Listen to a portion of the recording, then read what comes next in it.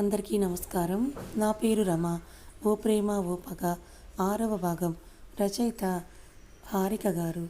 తన భోజనం చేసేంతసేపు తన వైపు కూడా చూడని గౌతమ్ కొద్దిసేపటికి రేపు మార్నింగ్ రెడీగా ఉండని చెప్పి అక్కడి నుంచి లేచాడు. ఎందుకు రెడీగా ఉండడం, అసలు ఎలా రెడీగా ఉండడం అనే ప్రశ్న అడగబోయేలోపే అక్కడి నుంచి వేగంగా వెళ్ళిపోతున్నాడు. ఆపాలని ఉన్నా ఆపితే ఇంకేమంటాడు అన్న భయం, ఆపకపోతే తను వెళ్ళిపోతే ఒక్కదాన్నే అయిపోతానన్న భయం. అలా తన మనసులో ఎన్నో ఆలోచనలు తిరుగుతున్నప్పటికీ ఎవరిని అడగలేని పరిస్థితి. అంతే మౌనంగా ఉండిపోయింది శ్రేష్ఠ. అలా ఆ రాత్రి గడవటంతో తెల్లవారుజామున 5 గంటలకే తనకి మెలకువ వచ్చి అలా లేచి చూడగా ఇల్లంతా నిశ్శబ్దంగా ఉంది. ఇంట్లో ఎవరూ లేరు. తను పడుకునే ముందు అక్కడ ఉన్న తను తినిపెట్టిన ఫుడ్ ప్లేట్స్ కూడా లేవు.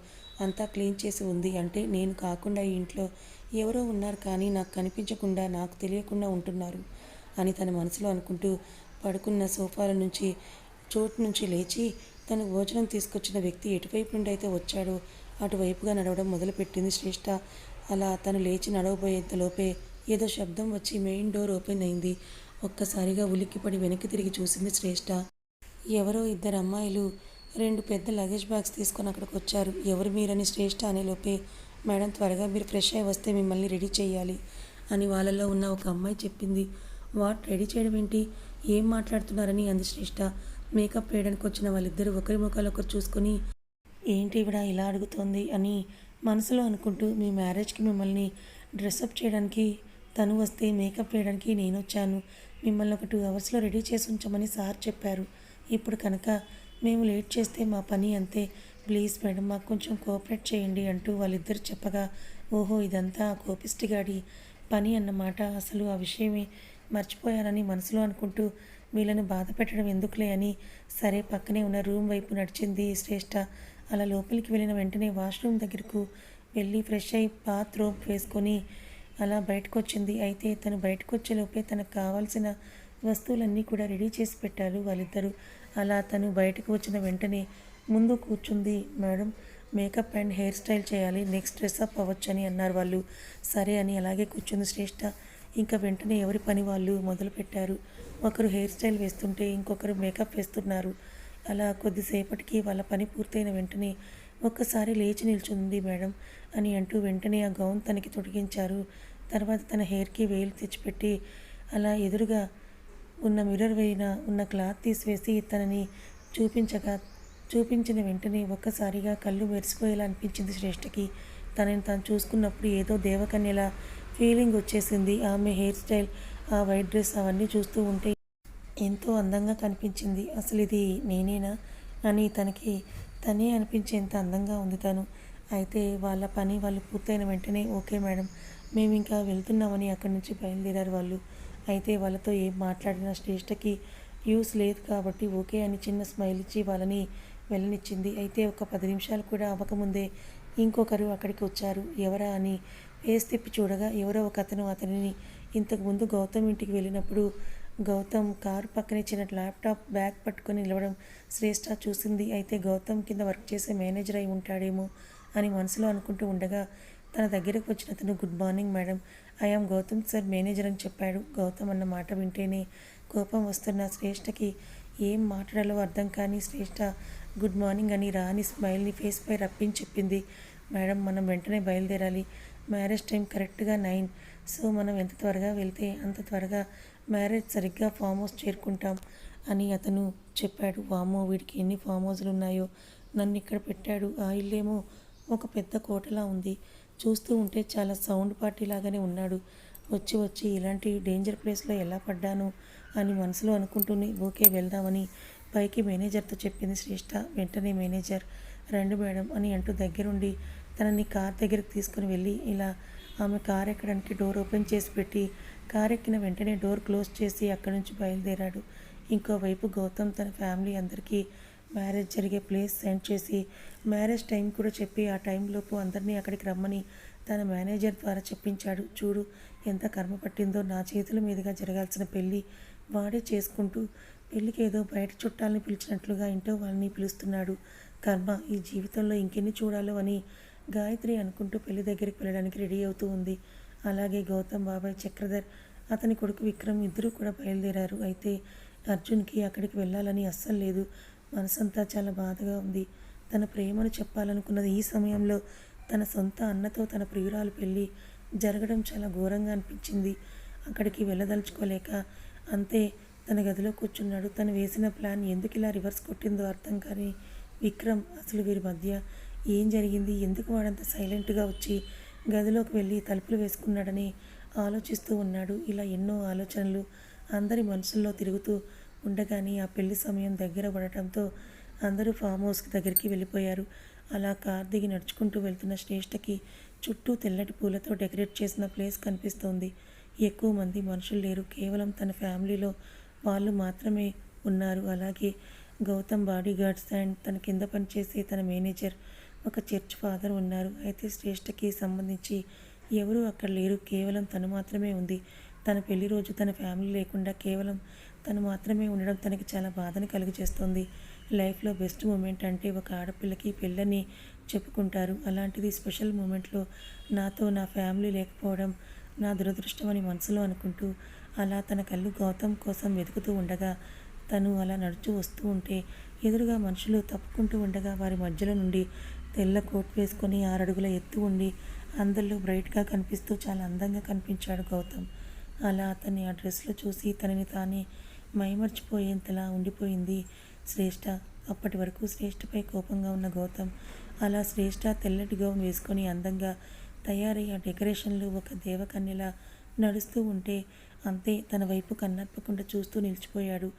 అక్కడే పక్కన నిల్చొని చూస్తున్న విక్రమ్ మతిపోయేంత అందంగా కనిపించింది శ్రేష్ఠ. అబ్బబ్బా, ఎంత అందంగా ఉందేంటి, ఇది నాకు ముందే ఎందుకు కనిపించలేదు, ఇంత అందాన్ని చూస్తుంటే నన్ను నేను కంట్రోల్ చేసుకోవడం కూడా చాలా కష్టంగా ఉందని మనసులో అనుకుంటూ చాలా ఇంటెన్స్డ్గా శ్రేష్ఠ వైపే చూస్తూ ఉండిపోయాడు విక్రమ్. తన కొడుకు చూపులను అదేవిధంగా అందంగా ఉన్న అమ్మాయిని ఇద్దరిని చూసిన చక్రధర్ తన కొడుకు దగ్గరికి వచ్చి అందరిలో ఉన్నప్పుడు ఎలా ఏదో ఒక తిక్క పని చేసి ఇంట్లో నుంచి గెంటేపించుకునే పరిస్థితి తెచ్చుకోకు, నిన్ను నువ్వు కంట్రోల్ చేసుకోరా అని మెల్లిగా చెప్పి ఆ అమ్మాయి పైనుండి అతని చేతులు తిప్పుకునేలా చేశాడు. అయితే అలా నడుచుకుంటూ వచ్చిన శ్రేష్ఠని తన చెయ్యి చాపి తన చేతిని అతని చేతుల్లోకి తీసుకుని ఒకరికొకరు ఎదురుగా చూసుకునేలా తనని నిల్చోపెట్టాడు గౌతమ్.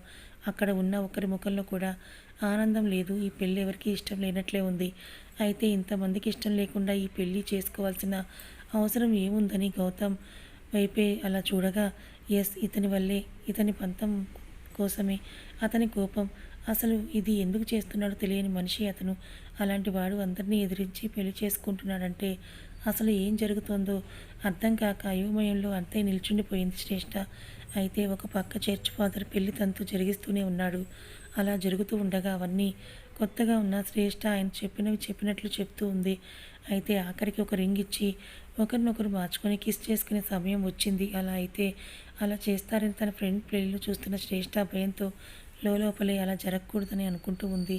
ఇదంతా ఇక్కడ చాలా జరుగుతూ ఉండగా అక్కడ ఒంటరిగా తన గదిలో కూర్చొని ఏది జరిగితే అది జరిగింది, అన్నయ్యకు నిజం చెప్పి తన కాళ్ళపై పడి బ్రతిమలాడి శ్రేష్ఠకి నా మనసులో ఉన్న మాట చెప్తే బాగుంటుంది, కానీ అన్నయ్య ఎందుకింత గట్టి నిర్ణయం తీసుకున్నాడో తెలియదు. ఇప్పటి వరకు పెళ్ళంటే ఇష్టం లేనివాడు ఇప్పుడు సడన్గా తనని పెళ్లి చేసుకుంటానంటున్నాడంటే దీంట్లో ఏదో ఉంది. అంతేకాకుండా శ్రేష్ఠ కొన్నాళ్ళు మాత్రమే తన దగ్గర ఉంటుందని చెప్తున్నాడంటే ఇందులో కూడా ఏదో మతలబు ఉంది. ఇలాంటి టైంలో నేను వెళ్ళిలా అంతా చెప్తే అసలు ఏం జరుగుతుందో తెలియదు. అన్నింటికీ మించి అన్నయ్యని ఎదిరించగలిగే ధైర్యం అయితే నా దగ్గర లేదు. ఒకవైపు ప్రేమించిన అమ్మాయి, ఇంకోవైపు ప్రాణంగా చూసుకుంటున్న అన్నయ్య. ఇప్పుడు నేనేం చెయ్యాలో నాకే అర్థం కావట్లేదని ఎంతో బాధపడుతూ ఉన్నాడు అర్జున్. ఇలా ఉండగా పెళ్లి మొత్తం పూర్తయి ఒకరినొకరు కిస్ చేసుకోమని ఫాదర్ చెప్పాడు. ఒక్కసారిగా కళ్ళు పెద్దవి చేసిన శ్రేష్ఠ అతని వైపు అంతే అలాగే చూస్తూ, వామ్మో, ఏం చేస్తాడో ఏంటో, ఇప్పుడు నా పని అంతే, ఎలాగోలా నన్ను ఈ సిచ్యువేషన్ నుంచి కాపాడు దేవుడా అని అంటూ మనసులో అనుకుంటూ ఉంది శ్రేష్ఠ. లెట్స్ కంప్లీట్ మ్యారేజ్, ముద్దు పెట్టుకునే సమయం వచ్చేసిందని ఫాదర్ చెప్పిన వెంటనే భయంతో గౌతమ్ వైపు చూస్తూ అంతే కళ్ళు పెద్దవి చేసింది శ్రేష్ఠ. శ్రేష్ఠ కళ్ళలో భయం చూసిన గౌతమ్ ఆ భయం తనకి ఆనందాన్ని తెప్పించడంతో అలా తన కళ్ళలోకి చూస్తూ తన దగ్గరగా వస్తున్నాడు. చుట్టూ ఉన్న వాళ్ళ ఫ్యామిలీ ఇప్పటి వరకు చూసిన ఘోరం చాలదన్నట్లు ఇప్పుడు ఇంకొక ఘోరాన్ని చూడాలా చీ అన్నట్లు ఫేస్ పక్కకు తిప్పుకున్నారు. ఎటూ తప్పించుకునే పరిస్థితులు లేని శ్రేష్ఠ అంతే కళ్ళు గట్టిగా మూసుకొని నిల్చుంది. అలా తన పెదవులు దగ్గరగా వెళ్ళిన గౌతమ్ అలా పెదవుల్ని దాటి చిక్స్పై టచ్ అయినట్లుగా కిస్ చేసి వెనక్కి వచ్చేశాడు. షాక్లో తనకి టచ్ కూడా ఫీల్ అవ్వని శ్రేష్ఠ కళ్ళు తెరిచి అయిపోయిందా, అమ్మయ్య బ్రతికిపోయానని మనసులో అనుకుని గట్టిగా గాలి పీల్చుకుంది. అయితే పక్కనే ఇదంతా చూస్తున్న విక్రమ్, అంటే వీడు ఇష్టం లేకుండానే పెళ్లి చేసుకుంటున్నాడన్నమాట. అయితే మన దారికి వీడు ఎప్పటికీ అడ్డురాడు, నా పని నేను చూసుకోవచ్చు అని మనసులో అనుకుంటూ ఒక క్రూయల్ స్మైల్ తన ఫేస్లో తెచ్చి అలా చూస్తూ ఉండిపోయాడు. పక్కనే ఉన్న సరియు ఇదంతా చూస్తూ లోపలే రగిలిపోతోంది. నాకు గౌతమ్కి జరగాల్సిన దాంట్లో దీన్ని అడుగుపెట్టడం ఏంటి, అసలు నేను అనుకున్నది ఒకటి, ఇక్కడ జరుగుతోంది ఇంకొకటి. కోపం వస్తుంది నాకు. అయినా బామ్మ చెప్పిందంటే ఖచ్చితంగా నాకు చేసే తీరుతుంది అతనితో పెళ్ళి. అప్పటి వరకు కొంచెం ఓపిక పడదాం. నేను అనుకున్నది జరిగినా జరగకపోయినా, ఈ ఇంట్లో నేను కావాలనుకున్నది నాకు దక్కినా దక్కకపోయినా, ఈ ఇంటి నుండి వెళ్ళాల్సిన పరిస్థితే కనుక వస్తే ఈ కుటుంబాన్ని నాశనం చేసే వెళ్తానని అనుకుంటుంది ఆమె. అయితే గాయత్రి ఆమె వంతు ప్రకారం వారిద్దరిని దీవించడానికి వెళ్ళింది. ఆమెకు ఆ సంబంధం ఇష్టం లేకపోయినా సరే తన మనవడు ఇష్టపడి పెళ్లి చేసుకుంటున్నాడు కాబట్టి అతని దగ్గర ఆమె బ్యాడ్ కాకూడదని వెళ్ళింది. అయితే వాళ్ళిద్దరి దగ్గరికి వెళ్ళి ఆ కుటుంబం పేరు వింటేనే నాకు చాలా కోపం వచ్చేది. అలాంటిది ఆ ఫ్యామిలీ నుంచే నువ్వు పెళ్లి కూతురు ఎంచుకున్నావు. నీ ఇష్టాన్ని కాదని నేను ఒప్పుకున్నాను. నీ మీద ప్రేమతో మాత్రమే నేను ఇప్పుడు సైలెంట్గా ఉన్నాను. లేదంటే దాన్ని నేను ఎప్పటికీ నా కుటుంబానికి కోడలిగా ఆహ్వానించేదే లేదు. అర్థమైందా అని గౌతమ్ని హత్తుకొని చెప్పింది. అయితే గౌతమ్ చాలా సైలెంట్గా ఉండిపోయాడు. పక్కనే నిలబడి ఆమె మాట్లాడుతున్న మాటలన్నీ వింటున్న శ్రేష్ఠ వచ్చిన దగ్గర నుంచి చూస్తున్న ఏంటి ఆ కుటుంబంలో వ్యక్తులని పదే పదే నా ఫ్యామిలీ గురించే మాట్లాడుతూ ఉంది. అసలు ఎందుకు ఈ ముసలిదానికి నా ఫ్యామిలీ అంటే అంత కక్ష? అయినా నువ్వు నన్ను ఒప్పుకోకపోతే ఏమైంది? నేనే ఈ పెళ్ళిని ఒప్పుకోవట్లేదు, నేనే అతని భార్యను అని నమ్మట్లేదు, ఇంకా నువ్వేంటే నమ్మేది అని ఆమె గురించి ఆలోచించలేదు శ్రేష్ఠ. వెంటనే చక్రధర్, విక్రమ్లు కూడా వాళ్ళిద్దరి దగ్గరికి వచ్చి God bless you, all the best for your marriage life అని కంగ్రాట్స్ చేశారు. అయితే విక్రమ్ శ్రేష్ఠకి షేక్ హ్యాండ్ ఇచ్చేలోపు ఆ చేతిని గౌతమ్ తన చేతుల్లోకి తీసుకొని థ్యాంక్ యూ, ఇంకా మీరు వెళ్ళొచ్చు, పెళ్లి టైం పూర్తయింది, మేము ఇక్కడి నుండి బయలుదేరుతున్నామని అన్నాడు. నేను తనిచ్చిన షేక్ హ్యాండ్ వద్దు అన్నట్లు శ్రేష్ఠని పట్టుకుని ఇవ్వకపోవడం చాలా కోపాన్ని తెప్పించింది విక్రమ్కి. ఆవేశంగా వెళ్తున్న గౌతమ్ని ఆపాలని చూశాడు. అయితే తన పక్కనే ఉన్న వాళ్ళ నాన్న చేయి పట్టుకుని ఆపి, ఏంటంతా పాడు చేయాలని చూస్తున్నావా? ఎందుకు అంత కోపం? అది వాడి భార్య, వాడికి ఇష్టం వచ్చినట్లు చేస్తాడు. అడిగే రైట్ నీకు అసలు లేదు. వాడికి నువ్వు షేక్ హ్యాండ్ ఇవ్వకుండా ఆమెకి ఎందుకు ఇచ్చావు?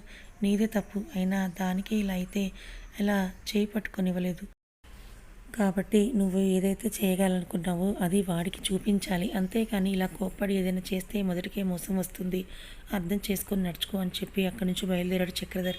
అయితే చేయి పట్టుకుని ఫాస్ట్గా ఆవేశంగా కారులో ఎక్కించుకొని గౌతమ్ బయలుదేరాడు. వెంటనే శ్రేష్ఠ, ఇప్పుడు మనం ఎక్కడికి వెళ్తున్నాం? ఎందుకు ఇప్పుడు అక్కడి నుంచి అంత వేగంగా నన్ను తీసుకొని వచ్చేశారు? ఇప్పటికే మీరు ఇచ్చిన షాక్స్కే నేను తట్టుకోలేకపోతున్నాను. ఇంకా అంటే నా వల్ల కాదు, ప్లీజ్ చెప్పండి. మీరు ఏది చేసినా కూడా అడ్డుకునే ధైర్యం శక్తి నా దగ్గర లేదు. అలాంటిది మీరు ఎందుకు ప్రతిదీ ఇలా చెప్పకుండా ఉంటున్నారని అడుగుతూనే ఉంది శ్రేష్ఠ. కోపం వచ్చిన గౌతమ్, షటప్, సైలెంట్గా కూర్చో, అది తప్ప నీకు ఇంకొక పని లేదు ఇక్కడ అని గట్టిగా అన్నాడు. అతని అరుపులకి ఉలిక్కిపడిన శ్రేష్ఠ అంతే సైలెంట్గా కూర్చుంది. అయితే కోపంగా ఇంటికి వెళ్ళిన విక్రమ్ డైరెక్ట్గా అర్జున్ గదిలోకి వెళ్ళిపోయాడు. అలా తలుపులు ఓపెన్ చేసుకుంటూ లోపలికి వెళ్తూ తన కోపాన్ని మెల్లగా చల్లార్చుకుంటూ, అసలు ఏం చేసావు నువ్వు? నీకేం చెప్పాను? నువ్వేం చేసి వచ్చావు? ఇలా ఒక అమ్మాయి జీవితం నాశనం అవుతుందని చెప్పినా సరే సైలెంట్గా వచ్చి నీ గదిలో కూర్చున్నా అసలు నీకు మనస్సాక్షి లేదు. మీ అన్నయ్య ఎవరి మాట వినడు, నీ మాట మాత్రమే వింటాడు. అందుకే నీకు చెప్పాను. కానీ నీ వల్ల కూడా ఈ విషయం జరగలేదంటే అతనికి నీపై ప్రేమ లేదన్నమాట. అసలైనా ఎందుకు ఇప్పుడు అంత అర్జెంటుగా ఒక అమ్మాయిని తీసుకుని వచ్చి అతను పెళ్లి చేసుకోవాలనుకుంటున్నాడు? ఇవన్నీ ఆలోచించావా లేదా? అసలు అడిగావా లేదా అని విక్రమ్ అంటాడు కోపంగా. విక్రమ్ అన్న మాటలకి కోపంతో, ఇంకా ఆపు విక్రమ్, ఇప్పటికే చాలా ఎక్కువైపోయింది. అన్నయ్య గురించి నువ్వు నాకు చెప్పాల్సిన అవసరం లేదు. ఆయన ఏ విషయాన్నైనా సరే ఆలోచించే చేస్తారు. ఏ విషయంలో అయినా ఆచితూచి అడుగు వేస్తాడు. ఒక అమ్మాయి జీవితాన్ని అనవసరంగా పాడు చేసే వ్యక్తి అయితే మా అన్నయ్య కాదు. సో ప్లీజ్ తనని బ్లేమ్ చేయడం ఆపేస్తే దీనికి ఏదో కారణం ఉంది. ఆ కారణాన్ని ఖచ్చితంగా నేను తెలుసుకొని తీరుతానని అన్నాడు అర్జున్. వీడేంటి ఎదురు తిరుగుతాడు అని చెప్పిన దాన్ని బట్టి అని అనుకుంటే ఆలోచించకుండా నన్ను తిరిగి ప్రశ్న వేస్తున్నాడంటే ఇక్కడ పని జరగదన్నమాట. ఇంకెందుకు ఇక్కడ జరగదు. ముందు అంత ఆవేశంగా వెళ్ళిన వాడు ఆ అమ్మాయి ఎవరో ఏంటో తెలుసుకున్న తర్వాతే ఎందుకు సైలెంట్గా వచ్చాడు? ఫ్యామిలీ మొత్తం ఇష్టం లేకపోయినా సరే పెళ్ళిలో వెళ్ళి కూర్చున్నారు, కానీ వీడు మాత్రం రాలేదు. అది కూడా తన సొంత అన్న పెళ్ళికి. ఇక్కడే అర్థమవుతోంది ఈ మ్యాటర్లో ఏదో తిరకాసు ఉందని. ఖచ్చితంగా అదేంటో నేను కూడా కనిపెట్టే తీరుతాను. ప్రియమైన తమ్ముడు అర్జున్, ఇప్పటికి నీ మైండ్ పాడు చేసి ఇక్కడి నుంచి వెళ్తానని మనసులో అనుకుంటూ, సరే నీ ఇష్టం, నేనేదో నీ ద్వారా ఒక అమ్మాయిని కాపాడదాం అనుకున్నాను. పెళ్లి తర్వాత ఆవేశంగా అమ్మాయి చేయి పట్టుకొని గెస్ట్ హౌస్కి తీసుకొని వెళ్ళాడు. ఎందుకు తీసుకుని వెళ్ళాడు ఎవరికీ తెలుసు అని అనుకుంటూ అక్కడి నుంచి బయటకు వెళ్ళిపోయాడు విక్రమ్. అప్పటి వరకు బెడ్పై ఉన్న అర్జున్ ఒక్కసారిగా బెడ్ మీద నుంచి పైకి లేచి, ఏంటి ఫామ్ హౌస్కి తీసుకొని వెళ్ళాడా? ఏం చేయడానికి? పెళ్లి కాకముందే తనని చాలా గాయపరిచాడు. ఇప్పుడు పెళ్ళైంది కాబట్టి ఏమైనా చేస్తాడేమో, ఖచ్చితంగా నేను వెళ్ళి ఆపాలి అని వెంటనే తన గది నుంచి ఆవేశంగా బయటకు వెళ్ళిపోయాడు అర్జున్. తనతో ఆ మాట చెప్పి బయటకు వెళ్ళిన విక్రమ్ బయట నుంచి అర్జున్ ఏం చేస్తాడని గమనిస్తూనే ఉన్నాడు. అయితే అర్జున్ అలా వెళ్ళిన వేగాన్ని చూసి తన డౌట్ క్లియర్ అయింది. ఏదో ఉంది, కానీ వీడు బయటపడడం లేదు. నా ముందు తన అన్నకి సపోర్ట్ చేసినట్లు మాట్లాడినా ఏదో నడుస్తోంది అని ఆలోచిస్తూనే, ఏదైనా నా మంచికి ఈ అన్నదమ్ములను విడగొట్టడం వల్ల నాకు మంచే కానీ చెడు లేదు అని మనసులో నవ్వుకుంటూ తను కూడా ఆ ఫామ్ హౌస్ దగ్గరికి బయలుదేరాడు విక్రమ్. ఇక్కడ ఇలా ఉండగా అక్కడ ఫామ్ హౌస్ దగ్గరకు తీసుకొని వెళ్ళిన గౌతమ్ కార్ని స్టాప్ చేసి, పైన నీ గది ఉంది, వెళ్ళి ఉండు, నేను ఇప్పుడే వస్తాను అని చెప్పాడు. ఎందుకు వచ్చేది అని తను అడిగేలోపే కార్ డోర్ తీసుకొని బయటకు వెళ్ళిపోయాడు గౌతమ్. గౌతమ్ మాటలు విన్న శ్రేష్ఠ అసలు ఏం మాట్లాడుతున్నాడు, వెళ్ళి గదిలో ఉండడం ఏంటి, అసలు ఏం చేయబోతున్నాడు, కేవలం పెళ్ళికి మాత్రమే కదా నేను ఒప్పుకుంది, పెళ్లి చేసుకున్నాను కదా అని ఇష్టం వచ్చింది చేయాలని చూస్తున్నాడా? అస్సలు జరగనివ్వను అని మనసులో అనుకుంటూ వెంటనే కార్ డోర్ తీసి ఆ గది లోపలికి కూడా నేను రానివ్వనని మనసులో అనుకుంటూ వెంటనే లోపలికి వెళ్ళింది. ఇంటి దగ్గర వేగంగా బయలుదేరిన అర్జున్ తన కార్ స్టార్ట్ చేసుకొని అయితే బయటికి అప్పటికే తన గదిలోకి కోపంగా వెళ్ళి తన తలకి పెట్టిన ఆ వేలిని తీసేసి పక్కన విసిరేస్తూ, అసలు ఏం జరుగుతుందో ఏంటో ఏమీ అర్థం కావడం లేదు, నరకంలో ఉన్నట్లుగా అనిపిస్తోంది, ఎంతో సంతోషంగా ఉండే నా జీవితం ఇలా ఎందుకు అయిపోయింది, కనీసం నా కుటుంబంతో మాట్లాడే అవకాశం కూడా ఈ రాక్షసుడు ఇవ్వడం లేదు నాకు అని అంటూ చాలా బాధపడుతూ బెడ్పై కూర్చొని ఆలోచిస్తోంది శ్రేష్ఠ. తను మాట్లాడాల్సిన కాల్ మాట్లాడి పూర్తయిన తర్వాత అలా లోపలికి వెళ్ళి డోర్ క్లోజ్ చేసి పైన ఉన్న గదిలో శ్రేష్ఠ ఉంది కనుక వెంటనే స్టెప్స్ ఎక్కుతూ పైన తనున్న గదికి వెళ్ళి డోర్ ఓపెన్ చేశాడు. ఆ శబ్దానికి ఉలిక్కిపడిన శ్రేష్ఠ వెంటనే డోర్ వైపు చూడగా లోపలికి గౌతమ్ వచ్చింది కనిపించి వెంటనే లేచి నిలబడాలని చూసింది. అయితే ఎదురుగా గౌతమ్ తన వైపుగానే వస్తూ ఉండగా బెడ్ దిగలేకపోయింది. అంతే బెడ్పై కూర్చొని వెనక్కి వెనక్కి జరుగుతూ అసలు ఏం చేయబోతున్నాడు అని భయపడుతూ అడిగింది. తను వేసుకున్న కోట్ విప్పుతూ అంటే శ్రేష్ఠ వైపే చూస్తూ తన దగ్గరగా వస్తూ, పెళ్లి తర్వాత ఏం చేస్తారో నీకు తెలియదా, కొత్తగా ఏంటి ఏం చేయబోతున్నారని అడుగుతున్నావు అని అంతే అంటూ తన మీదకి వస్తూ ఉన్నాడు గౌతమ్. మీరు పెళ్లి మాత్రమే చెప్పారు, మిగిలినవేవి మీరు చెప్పలేదు, దయచేసి మీరు నా దగ్గరికి రాకండి, మీరు ఇలా నా దగ్గరికి వస్తే నేనేం చేస్తానో నాకే తెలియదు, అరవడం మొదలు పెట్టేస్తాను అని అరవడం మొదలెట్టింది శ్రేష్ఠ. సరే ఏం చేస్తావో నీకే తెలియదా, సరే చెయ్యి, ఏం చేస్తావో అదే చెయ్యి, నేను నిన్ను ఆపను అని అంటూ హస్కీ వాయిస్తో అంటూ తన టై విప్పుతూ బెడ్పైకి వచ్చాడు గౌతమ్. అతను అలా దగ్గరగా వస్తూ ఉంటే కోపం కాస్త భయంగా మారి, నేను ఈ పెళ్ళి కేవలం నా ఫ్యామిలీ కోసం మాత్రమే ఒప్పుకున్నాను, ప్లీజ్ ఇలా అంతా చేయకండి, నాకు భయం వేస్తోంది అని తడబడుతూ ఉన్న మాటలతో అంది శ్రేష్ఠ. ఎందుకు భయం, ఇదేమన్నా నీకు కొత్త, అంతా నీకు మామూలే కదా, భయపడాల్సిన పని ఏముంది అని అంటూ తన కాలు పట్టుకోబోయాడు. ఆ టెన్షన్లో గౌతమ్ ఏం మాట్లాడుతున్నాడో అర్థం చేసుకోలేని శ్రేష్ఠ తనని పట్టుకోబోతుంటే వెంటనే వెనక్కి జరిగి, ప్లీజ్ ఇది చాలా తప్పు, మీరు ఇలా నాకు ఇష్టం లేకుండా చేయడం అస్సలు మంచిది కాదు, నాకు భయమేస్తోంది అంటూ వెంటనే పక్కకు తిరిగి బెడ్ దిగబోయింది. అలా బెడ్ దిగబోతున్న శ్రేష్ఠ చెయ్యి పట్టుకొని వెనక్కి ఫోర్స్గా లాగి బెడ్పై నెట్టి తన మీదకే వస్తూ, ఏంటి తప్పు, ఇప్పుడు నా భార్యవి, నాకు ఇష్టం వచ్చింది నేను చేయగలుగుతాను, తప్పు అంటావేంటి అని అన్నాడు గౌతమ్. అతని మాటలకు చాలా భయపడిపోయిన శ్రేష్ఠ భయంతో, అంటే ఇందుకోసమే నన్ను మీరు పెళ్లి చేసుకున్నారా అని అంటూ తన పైకి వస్తున్న గౌతమ్ని వెనక్కి నెట్టాలని చూసింది, కానీ తన వల్ల కాలేదు. అంతే తన మీదకి వస్తున్నాడు గౌతమ్. కథ ఇంకా ఉంది. మరి ఇప్పుడు శ్రేష్ఠ పరిస్థితి ఏంటి? గౌతమ్కి శ్రేష్ఠ అర్జున్ ప్రేమించాడు అని తెలుసుకుంటాడా? మరోపక్క విక్రమ్ కూడా శ్రేష్ఠని ఎలాగైనా సొంతం చేసుకోవాలని గౌతమ్ నుంచి దూరం చేయాలని చూస్తున్నాడు. మరి ఇంతమంది తన మీద కుట్ర పన్నుతూ ఉంటే శ్రేష్ఠ అక్కడ ఎలా నెట్టుకు రాగలుగుతుంది? గౌతమ్ శ్రేష్ఠని పెళ్లి చేసుకోవటంలో ఉన్న అర్థం ఏంటి, ఆంతర్యం ఏంటి తెలుసుకోవాలనుకుంటే ఛానల్ని ఫాలో అవ్వండి. కథ నచ్చితే లైక్ చేయండి, మరి కొంతమందికి షేర్ చేయండి. ఇలాంటి మరిన్ని మంచి కథల కోసం ఛానల్ని సబ్స్క్రైబ్ చేసుకోండి. Thank you so much.